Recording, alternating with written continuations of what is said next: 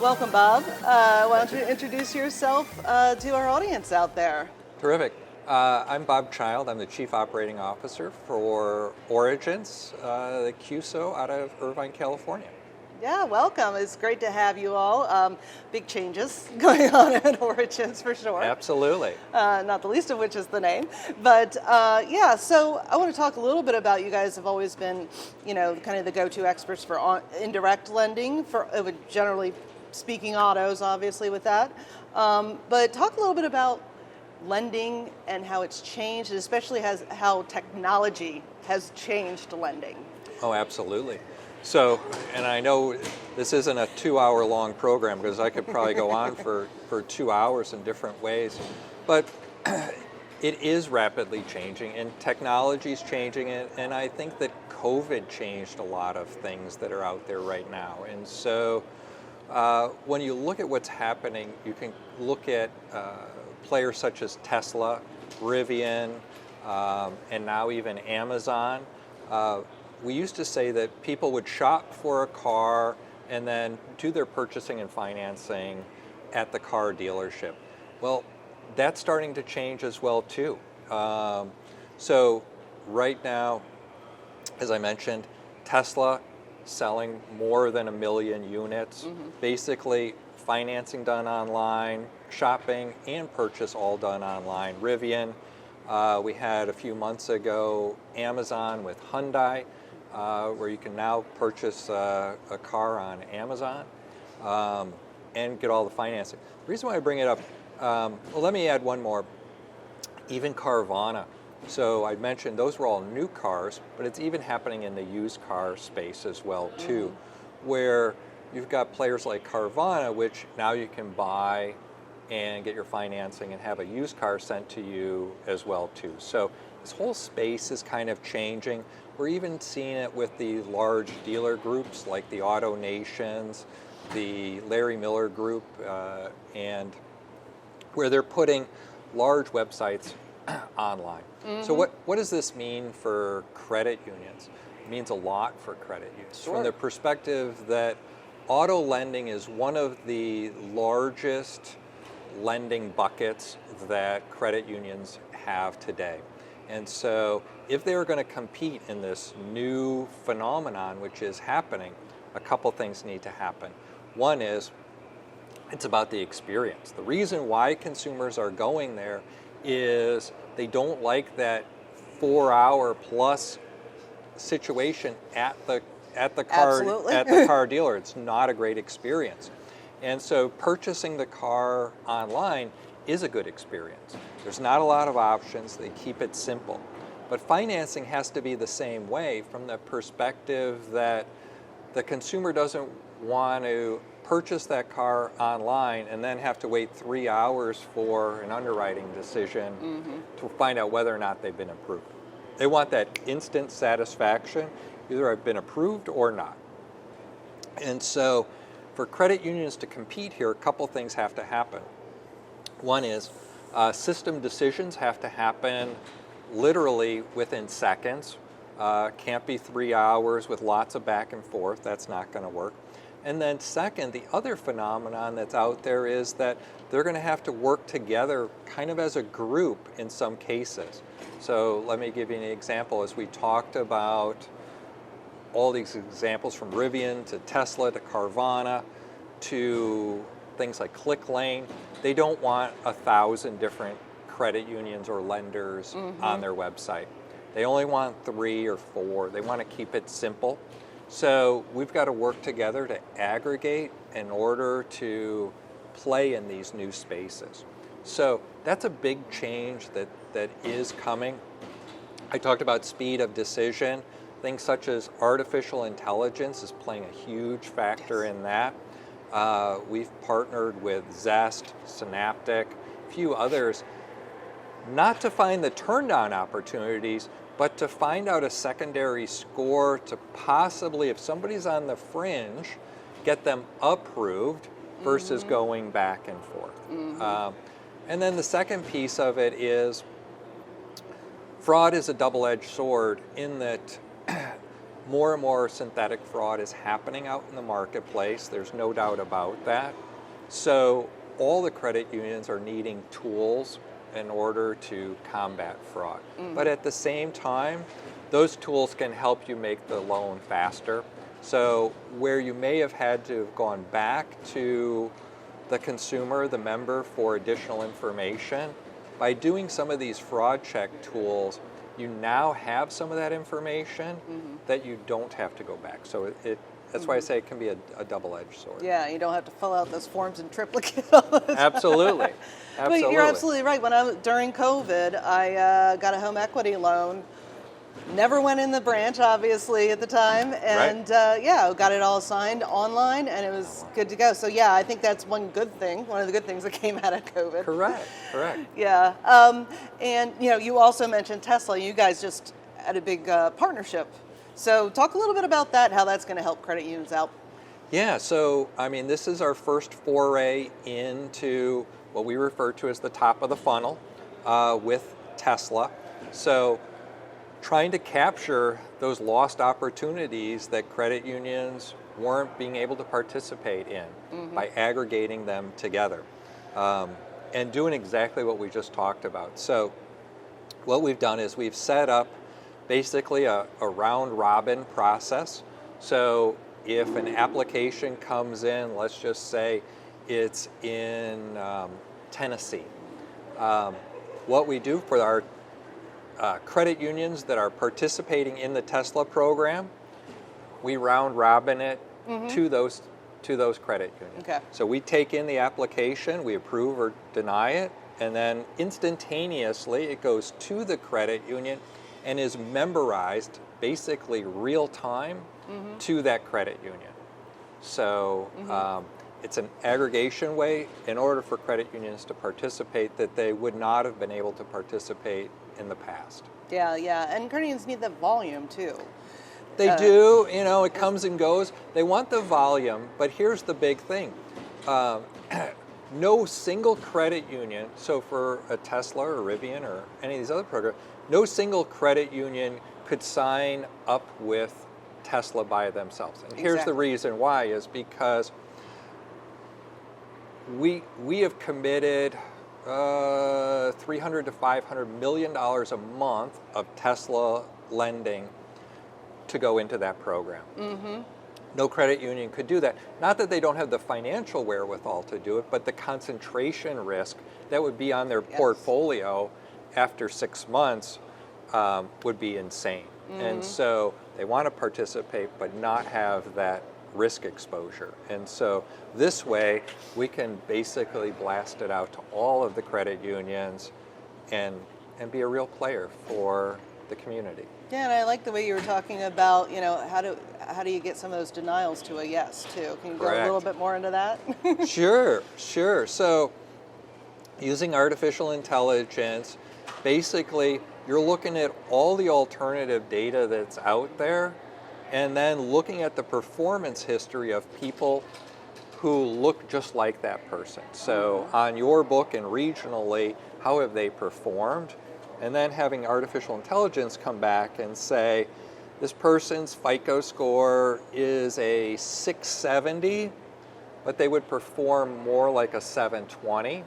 And so it gives that credit union the opportunity to go, yes, somebody's on the fringe, but based upon previous history and all, they would act like a 720 FICO, and so we would approve them.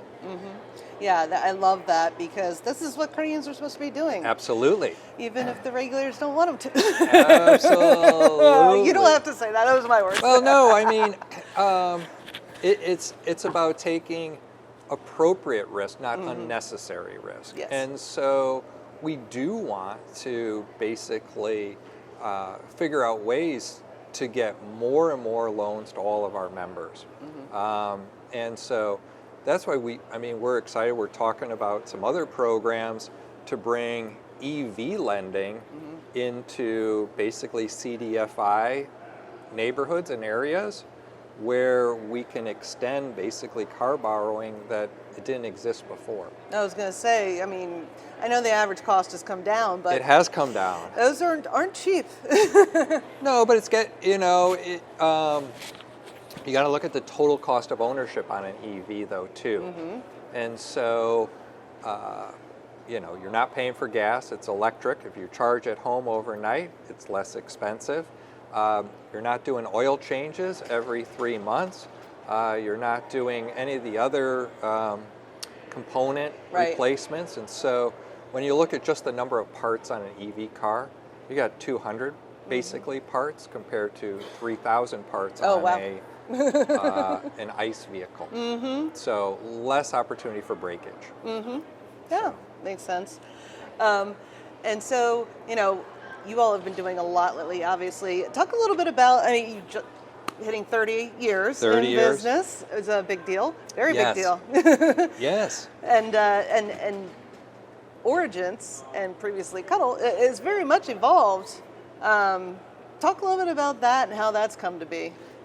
Yeah, and I mean, in your previous roles, we've spoken before in the past. I've been along the journey with Origence for half of that time, for almost 15 years.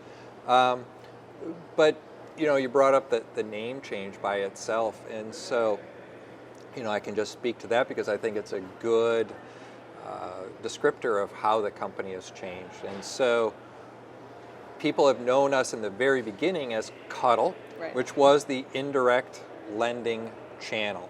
So today we now have 20,000 car dealers in the United States, 1,200 credit unions connected to that platform. We process just one application every 2 seconds a day across that platform. In 2023, we did about $59 billion worth of credit union loans on the platform. We'll do probably about $65 billion this year in credit union loans.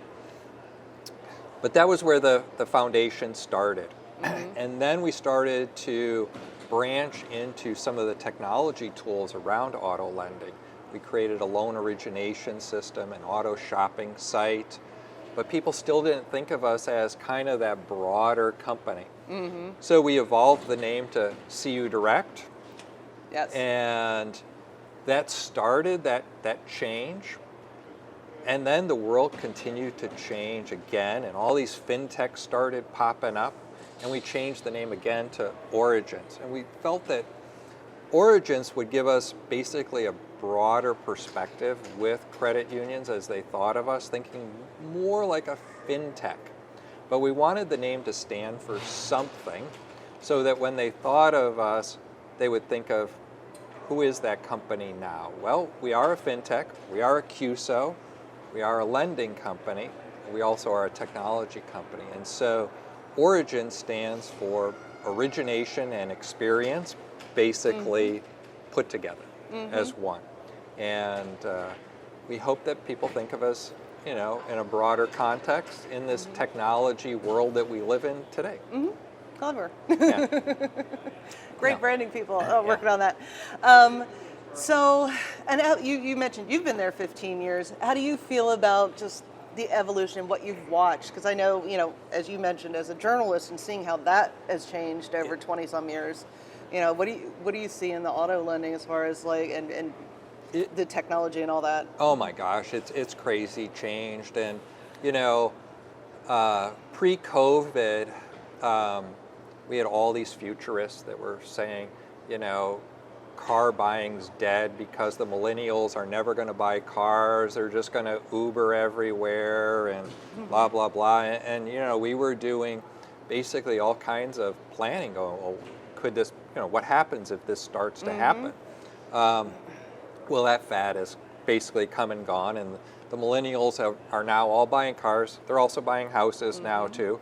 And so we don't see that, but then the next one was autonomous vehicles, all these self-driving vehicles. We're going to be on the road by 2030. I still think that there is going to be more of these self-driving cars. It's going to be a little bit ways out. I'll put it 2040 plus before we start to see, more commercialization of it. But again, we're starting to factor in that. And then EVs. And so In California and other states, there's now mandates that EVs have to be the only thing that are going to be sold after 2035. And so how does that impact kind of this lending experience and making sure that we are positioned to get credit unions financing on all these EVs and this change that's happening? I mean, obviously they tend to be a bit more conservative. It's getting. I think it's evolving. Again, COVID affected everything. Everybody is everywhere. But so talking a little bit about lending on an EV, lending on these autonomous vehicles, it's different. Very different. There's a different risk, and there's different things to consider. What should credit unions consider when they're getting into that? Because they're going to have to, as you said, some states are mandating it. Oh, absolutely. So, what has been perfect right now is the mass adoption to date has been mostly I would say a little bit of a higher income, a higher FICO score consumer. And so the risk is very low. As you pointed out, this first wave that came through, we're at a little bit higher price point, and so it wasn't available to all. But you're starting to see the price points coming down. So credit unions are starting to get some of that experience, both in the underwriting of the vehicle, as well as the type of consumer, how long they hold on to the car, and then the resale values of the cars. The resale is probably the biggest wild card at the moment. And it depends pretty much on one thing. Battery. The battery, of course, right? Yes. So, and it's not a perfect science at the moment, but there are, there's new tools that are coming out to basically test the battery and see its longevity and how much battery life is left out there. But it's going to vary. So a car that's used in California with a moderate climate compared to an EV car that might be in Michigan, you could have a completely different scenario, what impacts that battery. And I think I saw something this winter where there was a deep freeze and a bunch of electric cars were not going anywhere. Correct. Yeah. So the other thing that goes with it then is when you think of, resale, and they're getting more and more, is then the number of chargers in your community and the type of chargers, things of that nature. So, but it's becoming more common. Yes, absolutely. We were at the mall yesterday just picking up new mics because ours weren't working. And, they have those charging stations right there at the front. So you get preferential treatment even for having electronic vehicles. So, you too. All right. Well, so we've covered a lot of stuff. I'm going to let you go with any final thoughts, what you'd like to talk about. Yeah, I would say, we talked about EV cars. We talked about top of funnel, basically the fact that the world is starting to change. We're kind of at that point where people are going to either be purchasing cars at the dealership or purchasing cars online. It's not going to be 99% at the dealership, and I don't see it being 99% online, but you're starting to see the shift. And so what would I say for credit unions as a word of advice is dip the toe in the water.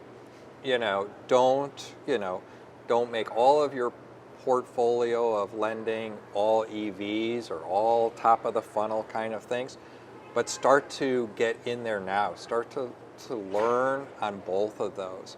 A shameless plug for Origence. Come by and just, we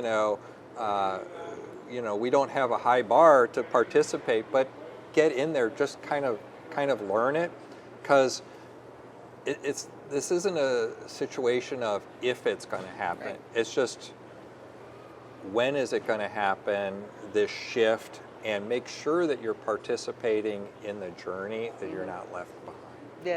Yeah, absolutely. So, Thank you very much, Bob, for joining us. Appreciate it. Thank you. All right.